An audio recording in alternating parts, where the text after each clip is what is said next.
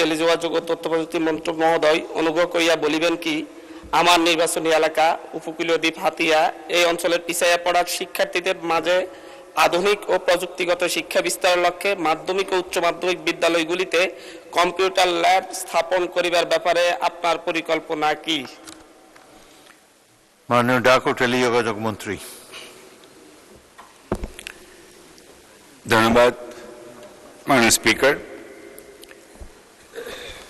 তথ্য ও যোগাযোগ প্রযুক্তি বিভাগের আওতাধীন তথ্য ও যোগাযোগ প্রযুক্তি অধিদপ্তর কর্তৃক বাস্তবায়নাধীন শিক্ষা প্রতিষ্ঠান ডিজিটাল ল্যাব স্থাপন প্রকল্প দ্বিতীয় পর্যায়ের আওতায় বর্তমানে নোয়াখালী জেলার হাতিয়া উপজেলায় মোট 13টি শিক্ষা প্রতিষ্ঠানে কম্পিউটার ল্যাব স্থাপন করা হয়েছে।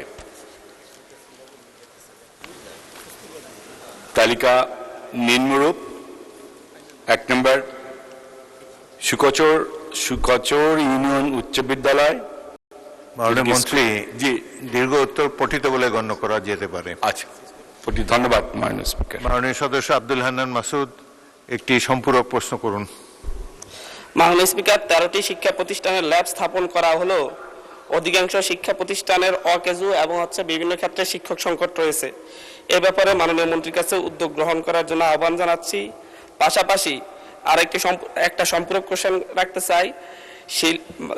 সপ্তদশ শতাব্দী অষ্টদশ শতাব্দীতে শিল্প বিপ্লব পরে বর্তমান প্রযুক্তিগত বিপ্লবের যুগ।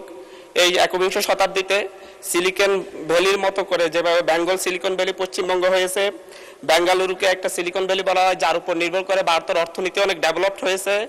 আমরা ক্যালিফোর্নিয়া সেই সিলিকন ভ্যালির মতো করে বাংলাদেশে কোনো প্রযুক্তি বান্ধব শহর গড়ে তোলার ব্যাপারে সরকারের কোনো উদ্যোগ রয়েছে কিনা? এই ক্ষেত্রে যে কোনো একটা ছোট দ্বীপকে চাইলে একটা প্রযুক্তি বান্ধব শহরে গড়ে তুলতে পারে এবং প্রযুক্তি প্রতিষ্ঠানগুলোকে নিরাপত্তা প্রদান করলে এই ক্ষেত্রে বাংলাদেশ প্রযুক্তি বিপ্লবের ক্ষেত্রে এগিয়ে যেতে পারে। সরকারের এই ব্যাপারে কোনো উদ্যোগ রয়েছে কিনা আমি মন্ত্রী মহোদয়ের কাছে জানতে চাই।